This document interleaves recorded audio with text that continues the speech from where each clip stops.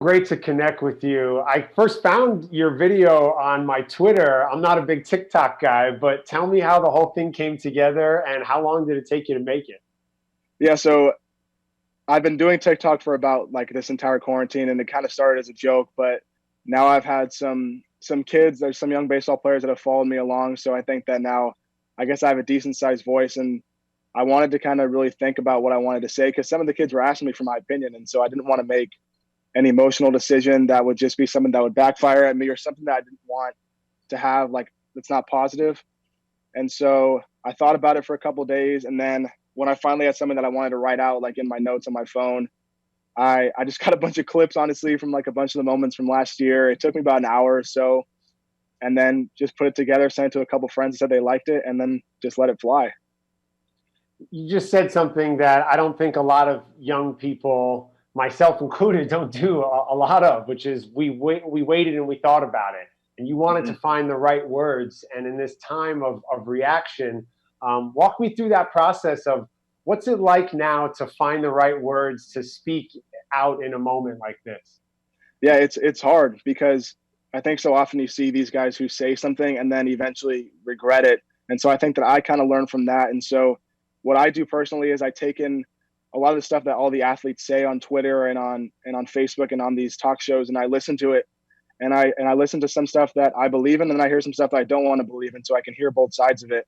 And so then I start to formulate my own opinion. And so I think that that's the best way to kind of put something out there that you can be proud of. And so that's what I did. I listened to LeBron, I listened to Stephen A. Smith, I listened to Ben Shapiro, a bunch of guys who have very strong opinions, and I think I did my job. Absolutely. I was so moved by your video. I showed it to my wife. We talked about how this is what makes sports special. It takes you back to your childhood as an athlete who, growing up playing sports. What is it that you love so much about baseball? It's my team, honestly, and I think that as I've gotten older, I've started to realize this more, and I tell this to my fans on TikTok, I guess, that I have now, that you just never know when your career is going to end. And so it's amazing how the friendships that I've made along the way and how we're still close. And as much as I love competing, and I think that baseball is just a beautiful sport in itself in the game, I think that it teaches you so many different things about life, and that's that relationships are the most important thing.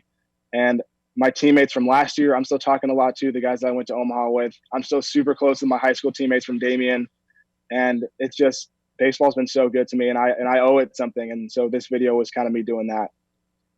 Walk me through your experiences playing baseball here, growing up in Southern California, and what role the game played in your life as a kid.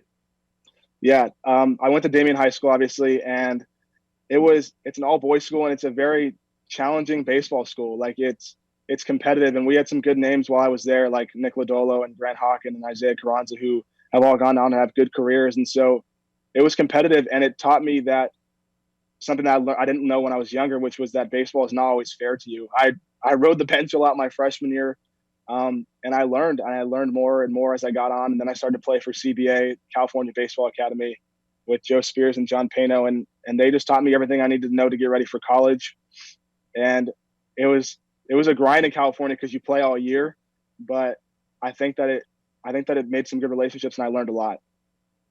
I feel like we're kindred spirits because I made the decision to go to the University of Michigan from a few thousand miles away myself when I was at a young age. What made you choose going to Ann Arbor, and what was it like to pitch in the College World Series?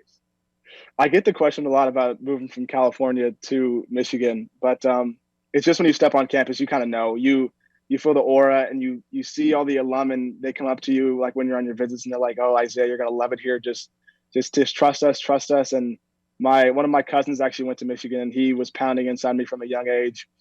And then you meet Coach Bakich, and then that's somebody who I've looked up to for these past 3 almost 4 years more than anybody else I've almost met in my life. And you just talk to him, and everything that you see on Twitter, he's as advertised. He's a motivational guy.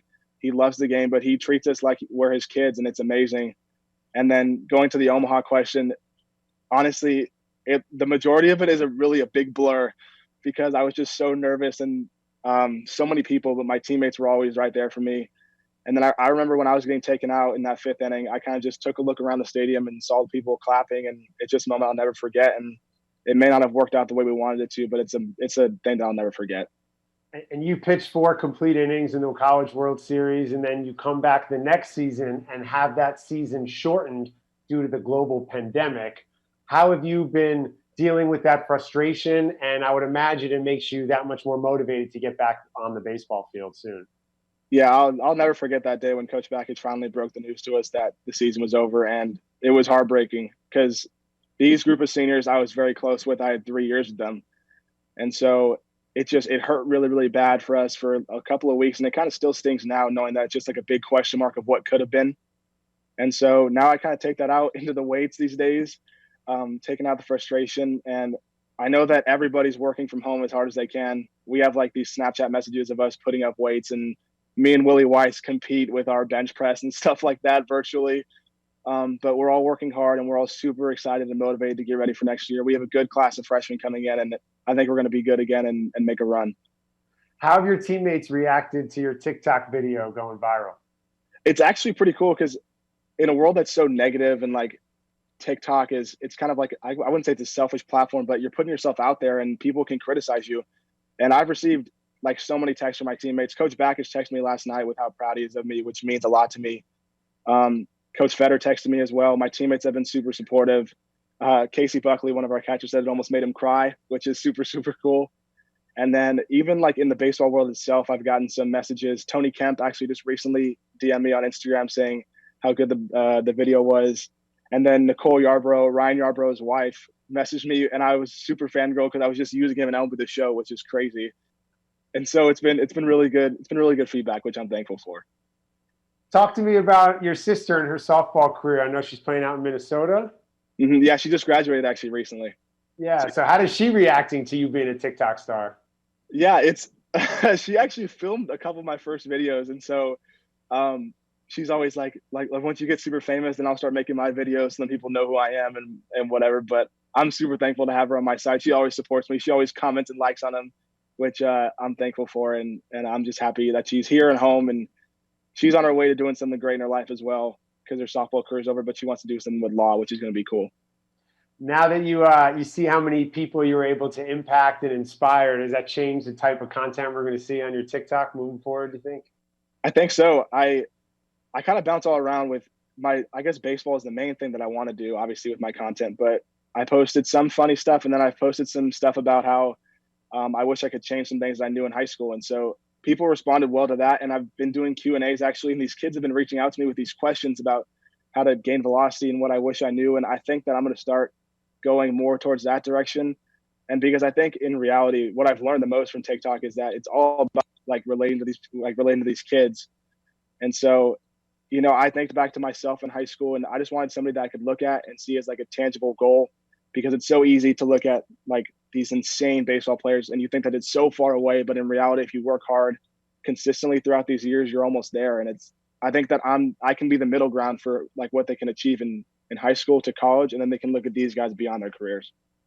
That's incredible, man, and so inspiring. What does it mean to you that this video has grabbed a hold of so many people and made so many connections for you and inspired so many people now? It means a lot, honestly. I think that I just wanted to represent Michigan well with what I posted, and my main goal was just to get back to the school the same way that it gave back to me. I think that this video gave me that opportunity. Now that you have some time, before heading back for next season, what do you need to work on with your fastball, your slider, your control? What's the focus right now? Yeah, last year I walked too many guys out of the bullpen, and me and Coach Feder talked about it. Typically, I don't walk that many guys, but I think that I was just overthrowing and trying to do too much because my velocity it's not amazing. Like I've known that as a pitcher for my whole life. But when I try to overthrow is where my command starts to take a detour, and maybe I pop like an 88 or an 89, which looks cool, but in reality isn't as effective as just throwing 85 to 86 and hitting your spot. So I think I need to go back to my roots of there and just be the pitcher that I am. Who were the pitchers that you watched growing up that inspired you, or you try to pattern your motion after? Yeah, so John Lackey was always one of them. I live right next to Angel Stadium, so I used to always watch him growing up.